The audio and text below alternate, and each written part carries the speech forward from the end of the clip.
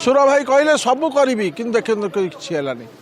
एणु शौचालयटा निहाती दरकार आज्ञा पानी सुविधा कौटी ना गोटे खरा दिन हेले कैंप हो गोटे फिल्टर पानी कि पानी बसैवा कि ना सकाळु सकाळु विभिन्न गली कंदी कथा कहतु बा छक बजार एवं राजनैतिक माहौल टिके गरम अच्छी जदि जटणी निर्वाचन मंडली कथा कहवा ए पर्यंत कांग्रेस निजर प्रार्थी घोषणा करना तथापि बीजेपी आउ बीजेडी निज निजर प्रार्थी घोषणा कर देइछंती किंतु एहाकु नेई छक बजार रे चा खटी किभली चर्चा रही एथर जटणी रे किभली राजनीतिक सरगरम रहिबो ए आलोचना भितर मैं अच्छी किसी चा दुकान रे सीताराम छक चा दुकान एठी किसी बुद्धिजीवी बसिछंती तांक सहित आलोचना करिबा एथर कौन रही जटणीर पाणीपाग राजनीतिक पाणीपाग कौन रही जदि आमे कहि परिबा बीजेडी एवं बीजेपी उभय निज निजर प्रार्थी घोषणा कर दे सारिछंती कांग्रेस ए पर्यंत करी नाही आकु आपण केमति देखुछंती किभली प्रार्थी जटणी को दरकार जटणी लास्ट 25 वर्ष भितर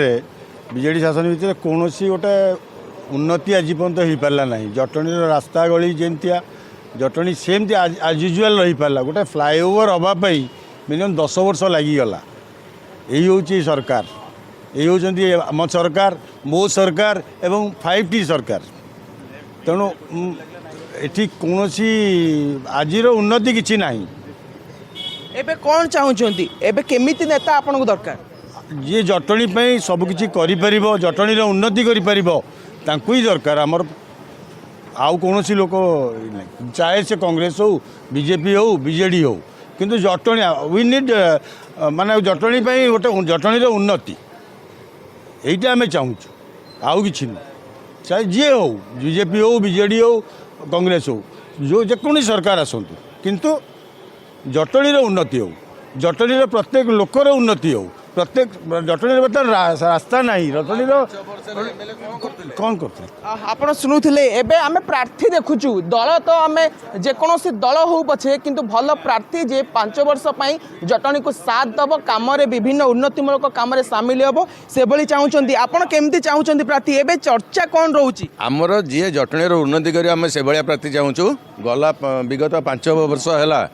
जटणी गोटे मटी गांडे भी कहीं पकई ना भाई ना कहला बेले ओवरब्रिज यापी 10 वर्ष यहाँ है 50 वर्षर ये पर पुणी लगिगला यहाँ 10 वर्ष बनैवाई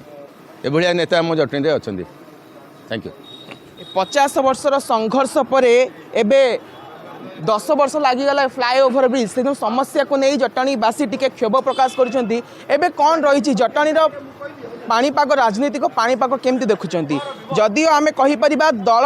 एवं घोषणा कर सारी बीजेडी एवं बीजेपी कांग्रेस पक्षर एपर्यंत कौन घोषणा है ना आपड़ केमी चाहूँगी नेता नेता कौन चाहते जटणी आज्ञा प्रथम कथा जी नेता भल लोक हो कि भल उपयुक्त लोक भोट देवा किंतु शौचालय गोटे जटणी आज पर्यंत हो पारानी कौन नेता भी शौचालय गोटे कर स्टेशन पाखे देखु गोटे शौचालय ना बस स्टाण पाखे शौचालय ना गोटे लोक सीताराम छक ना शौचालय खोर्धार आज्ञा 5टी शौचालय कि जटणी गोटे शौचालय ना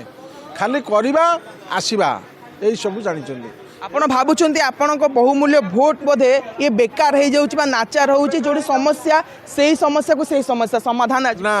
सुर भाई कहले सबू करी कि देखिए किसी है एणु शौचालयटा निहाती दरकार आज्ञा पानी सुविधा कौटी ना गोटे खरा दिन हेले कैंप हो गोटे फिल्टर पानी कि पानी बसैवा कि ना आम भुवनेश्वर प्रति नगर में गोटे गोटे पानी ये शौचालय मेन दरकार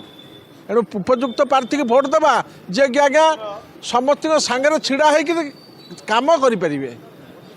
से दरकार आमको आम आउ जन को प्रतिक्रिया नबा कि जेहेतु एबे आमे देखिबा गोटे प्रकार बाप पुओं राजनीति चली आउ गोटे पटे देखिबा एक तरफा लड़ई हवा नहीं मनस्थ कर सारी आपको आपड़ केमती देखुं जटणी निर्वाचन मंडली रे बहु पुरातन अंचल यहाँ बर्तमान पर्यंत आमे आमर मनपसंद नेता पाउनु कारण जी रहिले भुवनेश्वर रहिले जटणी अंचल बहु जोरे IIT नाइजर फाटुआ आपको डिंडीम पिटिकी आने सबकि करदेलु किंतु वास्तविक जटणी में कौन सी जगार सुलभ शौचालय ना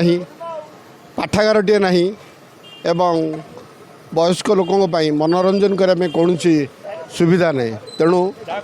मो मतरे एभली नेता मोर जटणी को आसतु जे कि